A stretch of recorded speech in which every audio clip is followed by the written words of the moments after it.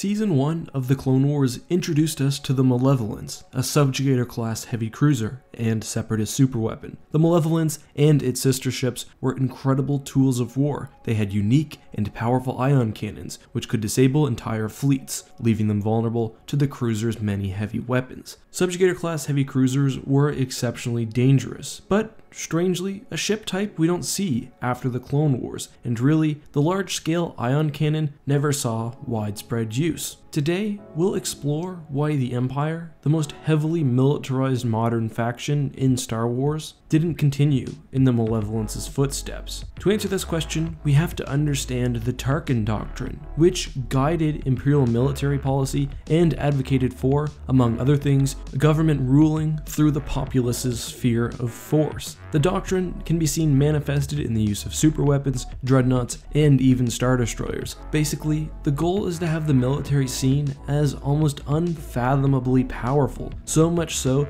that direct opposition to the government would be seen as suicide. Sure, the Empire can't police every system at once, but any actions against them will be met with swift and unstoppable punishment. And this is why the Empire created, for example, 19-kilometer-long Super Star Destroyers, which were perhaps an order of magnitude more massive and powerful than even the largest rebel ship. It's largely optics. With a dreadnought in your sector, you're constantly reminded of Imperial power, which has a sort of pacifying effect on local populations. The Tarkin Doctrine was important because ruling through military might would be otherwise impossible due to the sheer size of the galaxy, and the Empire obviously had no interest in a democratic republic. As I said, the doctrine heavily influenced military policy, especially spending decisions. For example, Star Destroyers were made the most visible Imperial capital ship because, despite some deficiencies, they were incredibly powerful and frightening. As another example, battlecruisers saw far less prominence in the Empire as they lacked the sheer wow factor of dreadnoughts while only being marginally more effective than standard ISDs. Let's bring the discussion back on topic by asking ourselves, how well does Malevolent-style ion weaponry adhere to the main tenets of the Tarkin Doctrine? Remember, the focus for Imperial ship design is fear. Dedicated, powerful ion cannons, like those on the Malevolence, require a large power source and extensive ship-based energy management systems.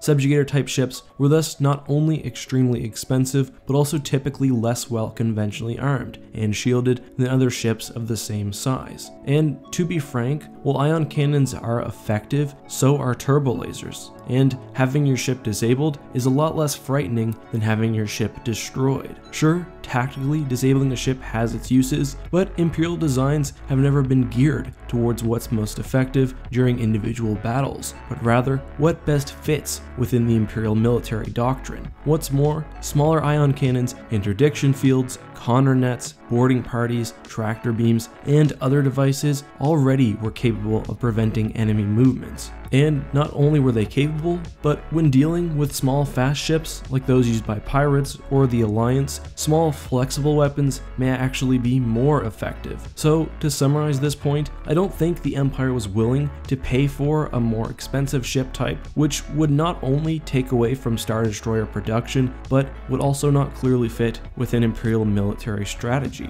What's more, the Tarkin Doctrine is meant to inspire feelings of overwhelming hopelessness and despair. Not only does a ship focused around an ion cannon not have the same destructive potential pound for pound, but it also has a weak spot of vulnerability, and thus a feature that inspires hope in those meant to be oppressed. Compare that with a Super Star Destroyer, which, short of a massed fleet anyway, is basically invulnerable. For those reasons, as well as the doctrinal bias against battlecruiser-sized ships, which one bearing an ion cannon would have to be, we start to see why these type of weapons weren't very common. But there's more to say. Why did the Empire then not use special projects, one-off subjugator type ships, or smaller scaled ion weapons? Well, first of all, it's not clear that the Empire didn't use ships like this, but they were certainly rare. Small ion cannons are also used, and almost every Star Destroyer type would have had multiple ion batteries. However, if a large, specialized gun was mounted on a ship, it was typically a super laser, for the reasons I've mentioned. However, we also have to consider the usefulness of ion cannons, which I alluded to a few minutes ago. The Empire's primary enemies were pirates, smugglers, and the Alliance. Unlike the CIS, there were no ships the Empire would face which they couldn't outgun conventionally. With few exceptions, they weren't engaging in large-scale warfare, and if they were, they already had the upper hand. The biggest threat to their capital ships were starfighters, so if anything, smaller weapons rather than larger ones would have been helpful. Take for example the Battle of Endor, which was an extraordinarily unique circumstance. Something like the Malevolence would probably not have made that much of a difference,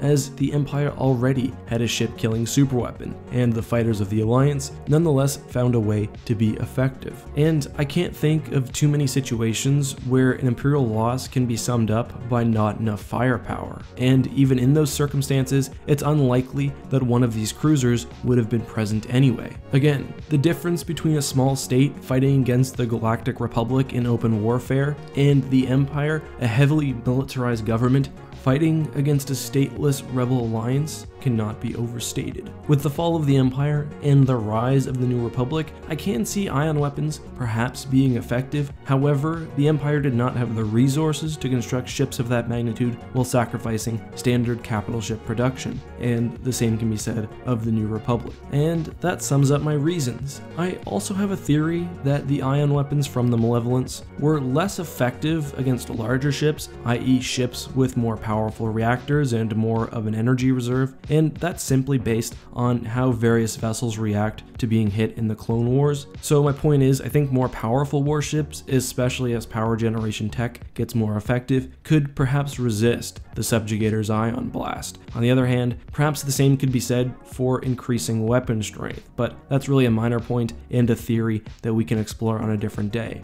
Anyways, thanks so much for watching, guys. As always, this has been EckhartsLadder. Let me know down in the comments what you'd like to see me cover next, and of course, may the Force be with you.